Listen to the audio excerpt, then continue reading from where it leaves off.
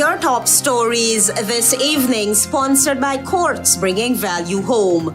New POWERSHIP deal nearly final as electricity demand continues to rise.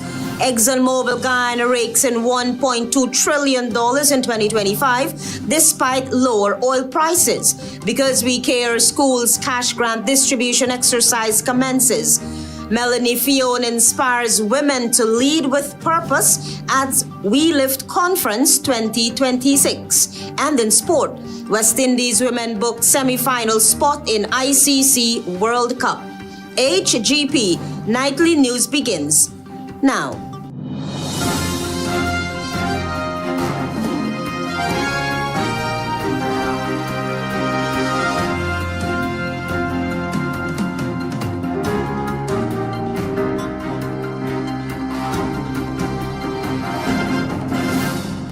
Good evening to our viewers here in Guyana and online. I'm ALETHEA Grant with the Monday 29th June 2026 edition of the HGP Nightly News. We will tell you this evening that Guyana's growing appetite for electricity is forcing the government to keep temporary power options on the table, with Minister Deodat Indar confirming that talks for a third POWERSHIP are almost complete. Here's that story.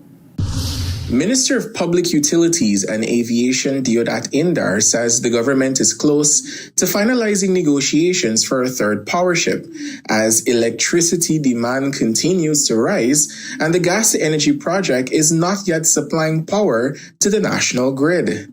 Indar said the government has had to secure temporary generation over the past 2 years to meet growing demand and stabilize supply. He said the first POWERSHIP, which provided 36 megawatts, was brought in at a time when the country urgently needed additional power. According to the minister, the government negotiated that arrangement at 7.2 US cents per kilowatt an hour. That rate was the cheapest rate anywhere we could have found it, with the ship that is available at the time that we needed it. The minister said government is now negotiating for a smaller third POWERSHIP to provide additional generation in Berbice. He explained that the need remains because the gas-to-energy project has not yet come online, while the system still requires both voltage support and extra generation. They have a line brings back the power this way and takes it up to Berbice. Right? The next generation facilities is very far up. So we are negotiating with the people. And during negotiation, I saw one of the letters was in the public. I don't know who leaked the thing. But during the negotiation, well, no, you don't negotiate in the public. The minister said the government has also made it clear that it has other options, but noted that the vessel already in Guyana has the advantage of being connected to the system. The owner of the asset they said, they have never rented this to anybody at this rate. So they asked for 9.5 cents. We said we want 9 cents. And we are working between that because they would never renew it for a concessional rate of the 7.6. We know that. And the demand has increased too. The demand continued to grow. According to Indar, the government has taken a firm position in the talks, while also recognizing that the first rate secured 2 years ago was unlikely to be repeated. Javon Vickery, HGP Nightly News. Antonio Day now reports that ExxonMobil Guyana Limited successfully balanced lower oil prices with production growth in 2025. Despite world prices dropping from $82 to $68 per barrel, the company was able to achieve a $1.2 trillion Guyana dollars in revenue, boosted by the One Guyana FPSO's August startup. Here's that story. John Collin, Vice President and Services Manager at ExxonMobil Guyana Limited, noted production volumes rose notably with over 100 oil lifts in 2025 compared to 88 the previous year. Despite oil prices dropping from $82 to $68 per barrel, the company achieved $1.2 trillion Guyanese dollars in revenue, boosted by the One Guyana floating production and storage offloading unit last year, August. The key driver really was the startup of One Guyana. There are some additional costs included in there, such as research costs and future development. Colin told reporters that EMGL projects a strong future, aiming for capacity of 1.7 million barrels of oil per day by 2030, and expected production of 1.3 million barrels daily. A shift from leasing to owning FPSOs like Prosperity and Destiny helped reduce some lease costs, although other marine leases remain, he informed. Financially, EMGL's cost bank reached over $55 billion, with $51 billion recovered and $4.5 billion still to be recouped. Rising oil prices may accelerate this recovery as early as the second half of the year. Clearly, higher oil prices results in higher revenues and higher earnings for EMGL, as well as higher earnings and higher revenues for the government. The company has also approved an asset retirement obligation exceeding $100 billion Ghana dollars, with ongoing talks with the government to establish a decommissioning fund that aligns with international standards, underscoring a commitment to sustainable asset management. Under current agreements, 50% of oil profit goes to the government post-cost recovery, with revenues expected to exceed $10 billion annually by 2030 due to increased production and favorable oil prices. EMGL has made over 30 discoveries, investing $720 billion Guyanese dollars in development. Ongoing discussions aim to select a sole export facility, with both EMGL and the government committed to cooperative resolution, potentially involving the International Chamber of Commerce. This dialogue supports EMGL's strategy of balancing immediate challenges with long-term growth. While the impressive figures emerging from the oil and gas sector may suggest robust success, critics such as Professor Kenrick Hunt and Dr. Vincent Adams have voiced significant concerns regarding the government's stewardship of its vital sector. These critiques highlight deeper issues that go beyond mere numbers, urging a closer examination of how the industry is managed and regulated. Antonio De reporting for the HGP Nightly News. With the closure of schools for the August vacation just days away, the Ministry of Education is urging parents and guardians to familiarize themselves with the school's cash grant distribution schedules. This exercise commenced on Monday. Marvin Cato reports. Minister of Education Sonia Parag, during a Facebook post, encouraged parents and guardians across Guyana to know the school's cash grant distribution schedules so they can uplift the grant in a timely manner. The distribution of the government of Guyana is because we carry cash grant for every child registered in the public and private school system. Minister Parag made the announcement recently that the distribution would commence on June 29th before the final school term closes. She reminded parents that the initiative will benefit every child registered within the public and the private school system. Under this year's program, each child will receive a Because We Care cash grant, along with a uniform grant and a transportation grant. This cash grant is going to be $60,000 this year, together with a uniform grant of $5,000 and the newly introduced transportation grant of $20,000. Altogether, the measures amount to a total of $85,000 per child. Parag urged parents to familiarize themselves with the distribution schedules for their children's school and ensure they attend on the dates assigned. She noted that the financial assistance is expected to provide significant relief to families as they prepare children for the upcoming school term in September. The Education Minister said the distribution exercise is expected to continue throughout the week, with schools scheduled to facilitate payments over several days to ensure that parents can access the grants. She also disclosed that ministers and government officials will be visiting schools during the exercise as part of efforts to monitor the process and engage with parents. According to the minister, preparations have already been taking place nationwide to ensure the distribution process runs smoothly. Marvin Cato reporting for HGP Nightly News.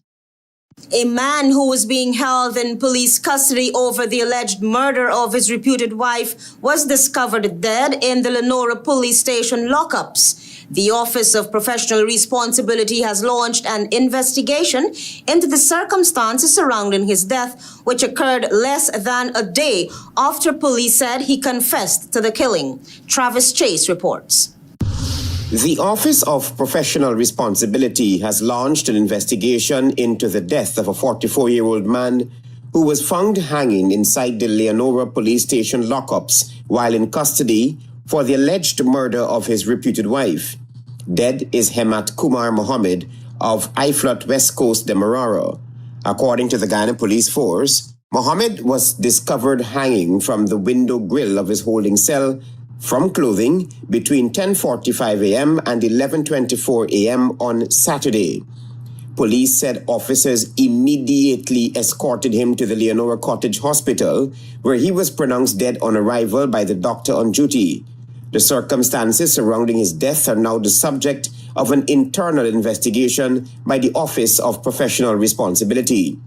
Mohammed had been in police custody in connection with the alleged murder of his reputed wife, 46-year-old Shavani Bo Hanneman, whose body was reportedly discovered in a trench at Iflot West Coast Demerara earlier on Saturday. Police had disclosed that Mohammed allegedly confessed to inflicting the fatal injuries on Hanneman following a misunderstanding between the two. He had remained in custody pending legal advice. With Mohammed's death now under investigation, police say inquiries are continuing into both the circumstances surrounding his death in custody and the alleged murder of Hanneman. Travis Chase, HGP Nightly News. Stay tuned. We have more news on the other side of the break.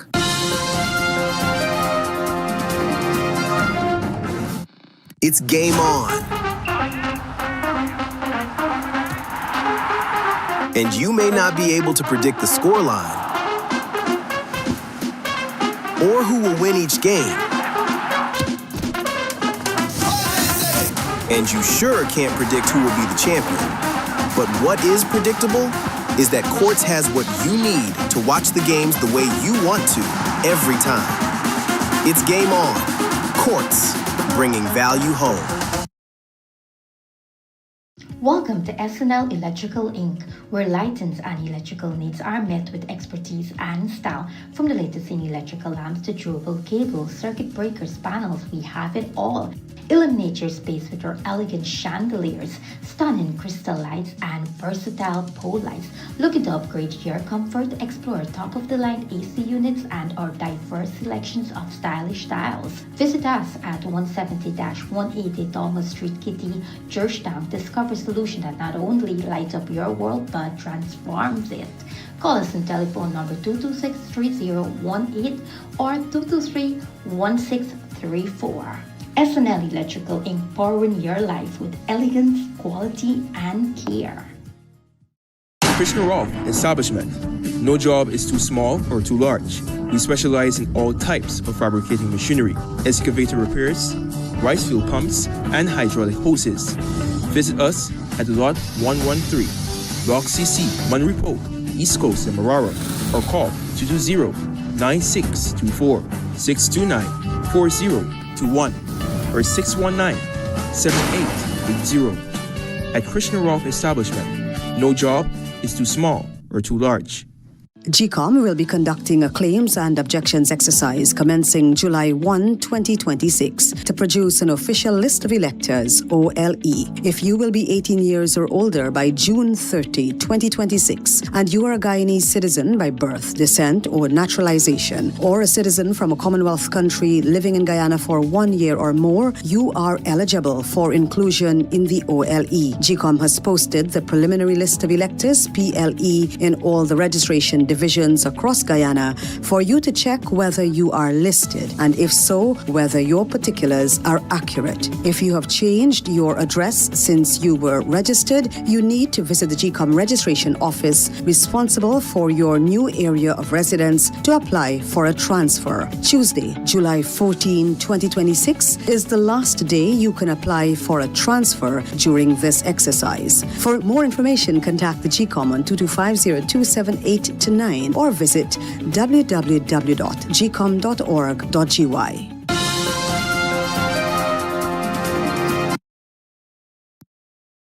Staying with us, you're watching the HGP Nightly News. Police have arrested another suspect in connection with the gruesome Christmas Day murder of a Georgetown man whose body was discovered stuffed headfirst inside a barrel at the Larpentier Cemetery. The suspect had been on the run for months and is now in police custody as investigators continue to pursue one remaining fugitive.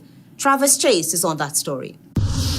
Police have arrested a fourth suspect in connection with the brutal murder of 39-year-old Levi Williams, whose decomposed body was discovered stuffed headfirst inside a barrel at the Lerpentier Cemetery on Christmas night last year. The suspect has been identified as 33-year-old Kevin Lawson, also known as Baby, and Edgar Lawson, who had been on the run since the killing.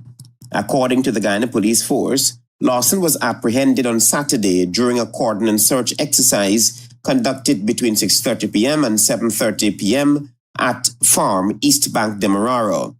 Investigators believe Williams, also known as Vampirus, was murdered sometime between the early hours of December 23 and the night of December 25 at a location on Charlotte Street, Georgetown. Police allege that Williams was accused by a group of men of stealing a firearm. During the confrontation, he was reportedly restrained at a suspected drug block and brutally beaten with wire until he became helpless. Investigators say the body was then placed inside a blue plastic bag, loaded into a motor bus, and transported to the Lerpentier Cemetery, where it was abandoned inside a barrel along the section between Louisa Row and St. Stephen Street. The gruesome discovery was made at about 11:40 p.m. on Christmas Day.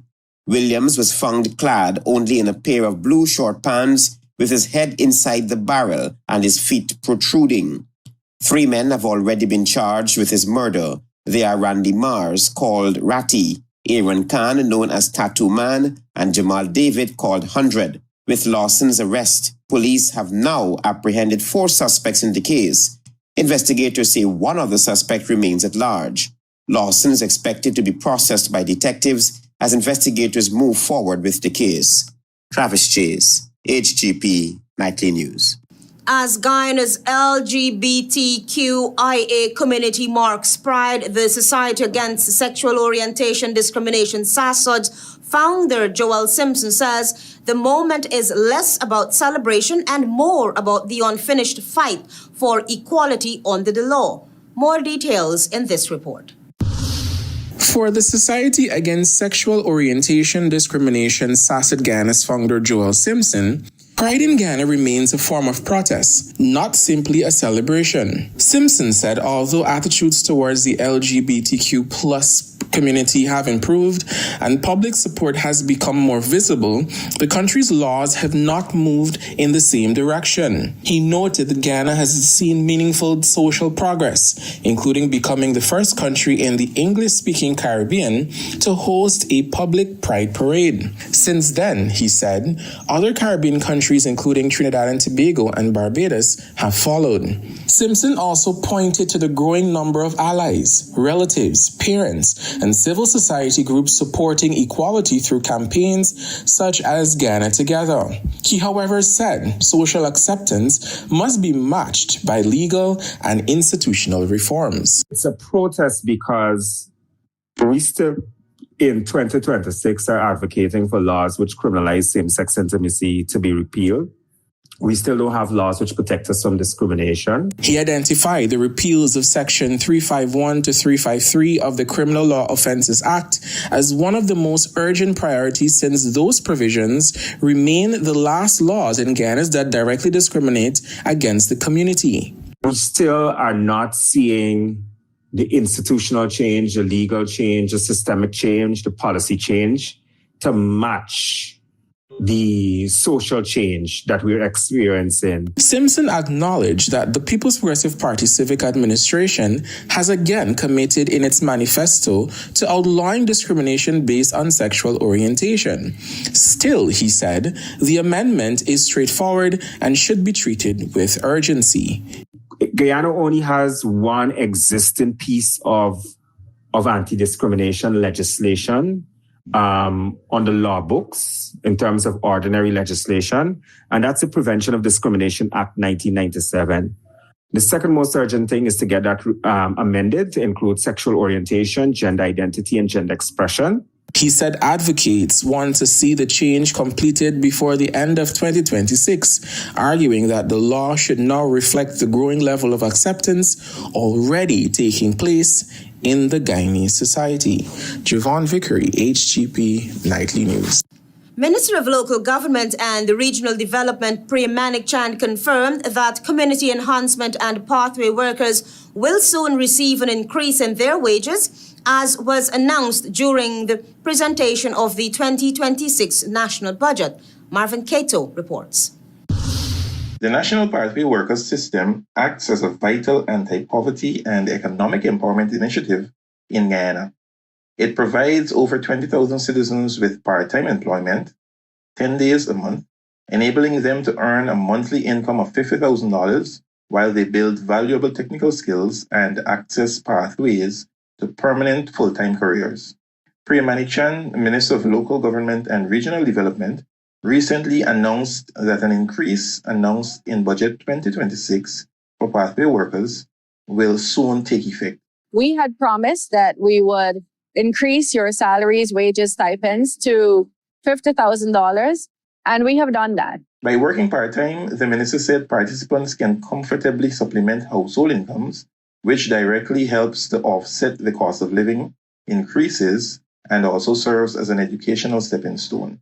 Workers are encouraged to pursue academic and technical qualifications via the Board of Industrial Training and Guyana Online Academy of Learning goal to transition into sustainable, permanent careers in the expanding Guyanese economy.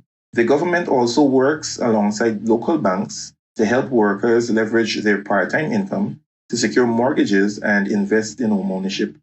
The National Pathway Workers Project was implemented by the Office of the Vice President in 2022.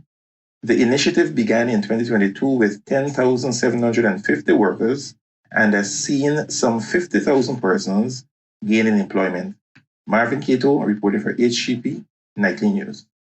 Stay tuned, we have more news for you. Planning a cleanup? We can help. Sevon's Waste Management skip bins can be provided for home renovation projects, yard cleanup, or construction project. It's simple. Step 1, give us a call. Step 2, we put down the bin. Step 3, load it up with all of your junk. Step 4, we take it away. That's simple. Bins are also available in various sizes, so there is no job that is too big or too small. Call Sevon's Waste Management today at 218-1455. Getting your business certified is now easier with a new online portal, helping local businesses connect directly with contractors in the oil and gas industry. From food vendors and truck owners to welders, cleaners, and suppliers, the oil and gas sector is opening doors for small businesses to grow, hire, and build stronger communities. If you own a small business, get certified with the local content secretariat. Since oil production started offshore, oil and gas companies have been investing in the long-term development of Guyana. For more information, visit lcregister.petroleum.gov.gy. It's game on. And you may not be able to predict the scoreline or who will win each game. And you sure can't predict who will be the champion. But what is predictable is that Quartz has what you need to watch the games the way you want to every time. It's game on. Quartz, bringing value home.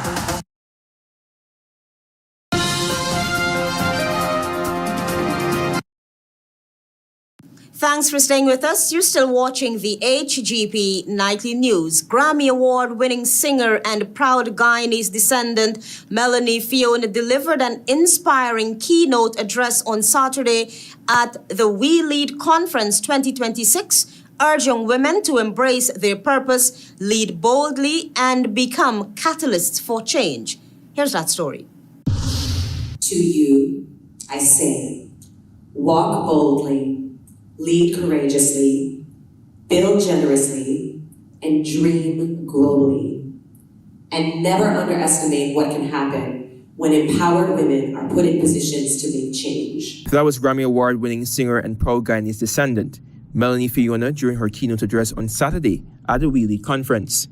The event held at the Pegasus Corporate Suites drew women from across Guyana for a day focused on empowerment, leadership, and personal growth.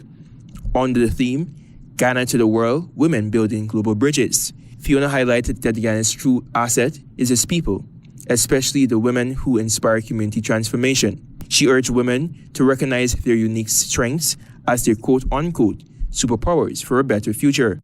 The future of Guyana is not being written somewhere else. It is being written in rooms like this one. And although oil is proving to be quite valuable, I firmly believe that women are the most valuable asset and resource on the planet. Returning to Ghana after decades, Fiona called her visit an emotional homecoming as she reflected on her heritage, shared childhood memories, and encouraged attendees to confront fears and embrace leadership. Your efforts today will be what this country's daughters will inherit. I urge you to think about the opportunities that will be created because you were brave enough to lead. What you push for today will open doors for women in the future who need you. Meanwhile, Charles Ramson Jr., Minister of Culture, Youth and Sport, challenged aspiring women leaders to embrace their potential, speak confidently, and prepare for leadership roles ahead of time. If you're going to become a leader and you want to advance your role in leadership,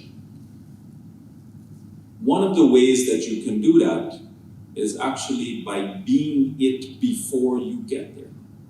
He emphasized leadership is about capability, courage, and confidence, not gender, and highlighted Ghana's commitment to political gender representation. The conference featured a panel with notable figures who urged women to be fearless in leadership, use their voices, and create opportunities. Abigail Long Watson, founder of WELEAD Association, emphasized the mission to empower women with the theme, Ghana to the World, Women Building Global Bridges, stating, and I quote, "You do not have to build your bridge alone. We are here to help you cross it." Antonio Day reporting for the HGP Nightly News. Stay tuned for regional news.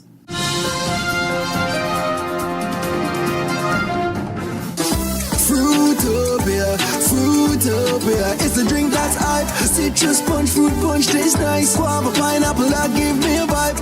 We no want nothing less compared to the rest. Fruitopia the best. Quench any thirst when it comes to the test. Perfect thing for my lunch. Flavors like a punch. Fruitopia, Fruitopia, it's a drink that's hype. It's citrus punch, fruit punch, tastes nice. Fruitopia, the drink that rocks your lunchtime.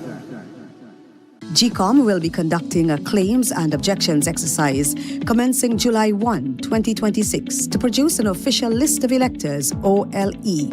If you will be 18 years or older by June 30, 2026, and you are a Guyanese citizen by birth, descent, or naturalization, or a citizen from a Commonwealth country living in Guyana for 1 year or more, you are eligible for inclusion in the OLE.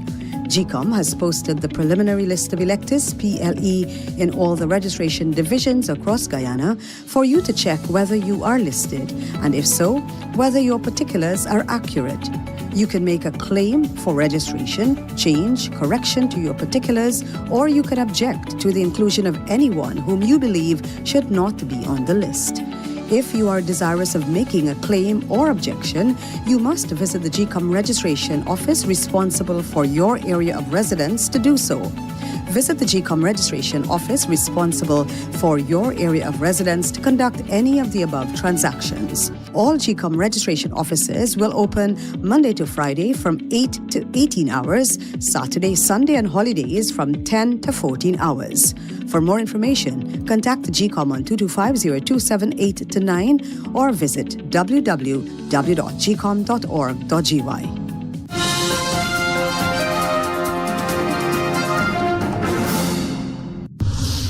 Good evening and welcome to Monday's edition of the Regional News. I'm Antonio Day. Here's what you need to know as we turn attention to news in the region. As Carnival season approaches, St. Vincent's Ministry of Health urges safe sex due to rising HIV cases, particularly among males aged 25 to 29 and 60 plus. Chief Health Promotion Officer Shanika Johnson Trent warns of increased risky behaviors during the festivities, reminding youth that HIV remains a serious threat. To combat the spread of the virus during the festivities, the Ministry of Health is strongly advising the public to use a condom every single time they engage in sexual activity.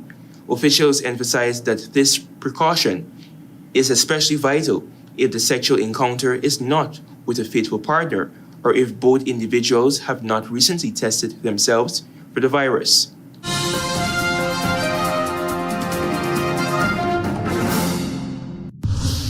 Continuing with news in the region, the Development Bank of Latin America and the Caribbean, known as CAF, has launched the Venezuela Recovery and Reconstruction Fund, a new mechanism designed to mobilize and channel public, private, and international contributions to support the country's recovery following the earthquakes that struck last week. CAF's initiative adds to the $300,000 in humanitarian aid for emergency response, uniting various contributions under a framework focused on transparency and coordination. Funds will support recovery projects prioritized by the Venezuelan government to enhance efficiency and aid affected communities. As an initial commitment, CAF will contribute $1 million to launch the fund and support priority recovery initiatives. According to CAF's executive president, Sergio Diaz-Granados, its long-standing relationship with Venezuela, one of its funding members, and the location of its headquarters reinforces its commitment to supporting the country's response, recovery, and reconstruction efforts while mobilizing solidarity from across the region and the international community.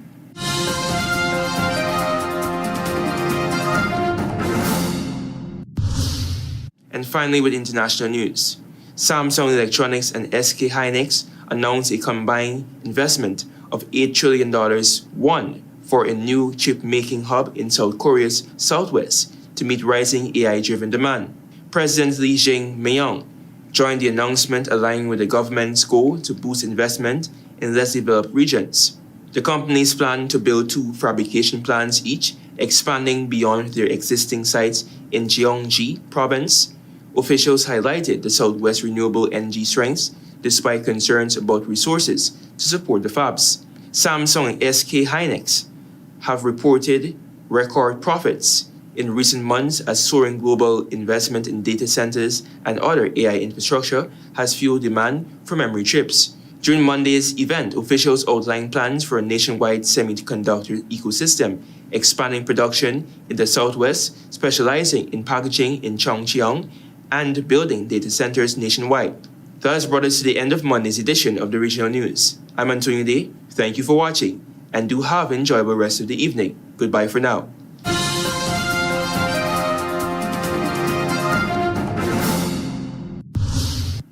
Let's now join Delwyn Neblet for HGP's Sports Pulse.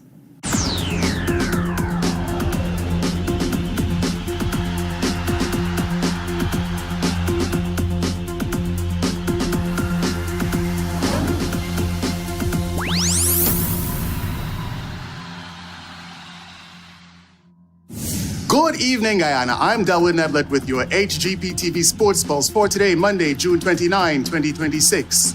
We begin tonight with athletics. Action took place in the AAG's 2026 National Seniors, Youth and Juniors Track and Field Championships at the National Track and Field Center in Lenora over the weekend. Fans were treated to 3 days of exciting action as athletes competed across under 18, under 20 and open categories. Outstanding performances in the boys under 18 category came from David Williams, Ezekiel Millington, Daquan Farrell and Corey Speed, as Tessiana Harris, Angel Jeffrey and Esther Blair secured under 18 girls titles. In the under 20 boys category, wins came in favor of Unesi Dunn, Caden Prasad and Tishon Easton, as Nia Graves Andy and Naosi Wright secured under 20 girls titles. Shamar Horatio, Joshua Lamb and Royston Fordyce secured notable victories in the open men's category, as the open women's category was dominated by Kenisha Phillips, Aliyah Moore and Toyan Raymond. Moving into football, action continued in the Guyana Football Federation's 2026 Blue Waters Shipping Under 15 Girls National Secondary School Championship, with 6 fixtures in the Region 10 zone at the Bayrock National Stadium in Linden on Saturday. 3 matches ended in draws as President's College secured a dominant 3-0 victory over the New Central High School on the back of goals from Selena Williams, Nalini LaRose and Dilma Edwards. The New Central High School secured a narrow 1-0 victory over Doris Secondary School as Atavia Drakes produced the decisive strike and Simel Blake produced the clutch finish in a 1-0 victory for President's College over the Mackenzie High School.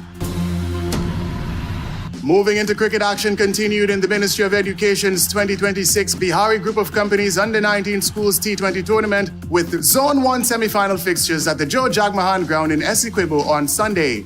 In match number 1, Charity Secondary School secured an 18-run victory over Santa Rosa Secondary on the back of an unbeaten 50 from player of the match, Gerald Gildari. Both David Soman and Quinn Peters picked up 3 wickets in a winning effort. In match number 2, Abrams Old Secondary secured a hard-fought 2-wicket victory over Aurora Secondary on the back of an outstanding all-round performance from player of the match, Ishwar Tilak, who scored an unbeaten 29 from 42 and also picked up 1 for 20 in a winning effort. Charity Secondary and Abrams Old Secondary are now set to go head-to-head in the Zone 1 final, set to be played at Guyana Regina National Stadium on Sunday. More in cricket action continued in the 2026 ICC Women's T20 World Cup, with the West Indies taking on Ireland at the Gloucestershire Cricket Ground in Bristol on Saturday. Batting first after being sent in, the Windies were limited to 128 for 7 of their allotment of 20 overs. Chanel Henry top scored with 27, as Cara Murray was the pick of the bowlers for Ireland, taking 2 for 13 from 4 overs. When Ireland responded, they reached 129 for 4 in 18.1 overs, as player of the match Orla Prendergrass top scored with a brilliant 63 in the comfortable 6-wicket victory. Despite the loss, the Windies women have officially qualified for the semi-final round, along with Australia, England and South Africa. Finally, in cricket action concluded in the first of 2 test matches between the West Indies and Sri Lanka at the Sir Vivian Richards Stadium in Antigua and Barbuda on Sunday.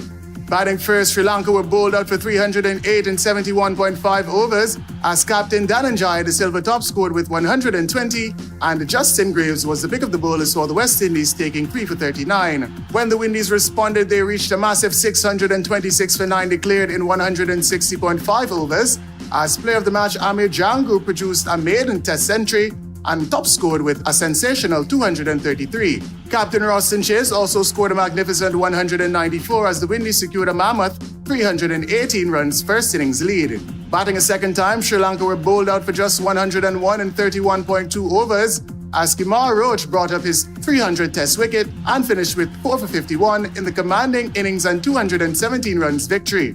The West Indies take a 1-0 series lead heading into the second and final test to be played at the Sir Vivian Richards Stadium in Antigua and Barbuda from July 3rd. That's it for this edition of the HGP TV Sports Pulse. I'm Delwyn Neblet, reminding you to stay in the game.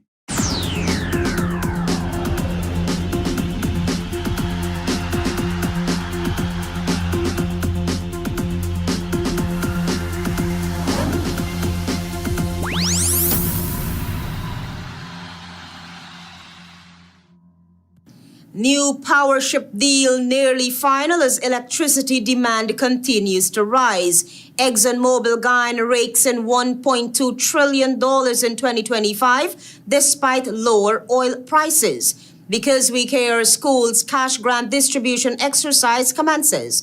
MELANIE FIONA inspires women to lead with purpose at WELEAD Conference 2026. And in sport, the West Indies women booked spot in semi-final of the ICC World Cup. Those are our major headlines. For these stories and more, please go to our website. It's www.hgptv.com. I'm ALETHEA Grant. Thanks for watching.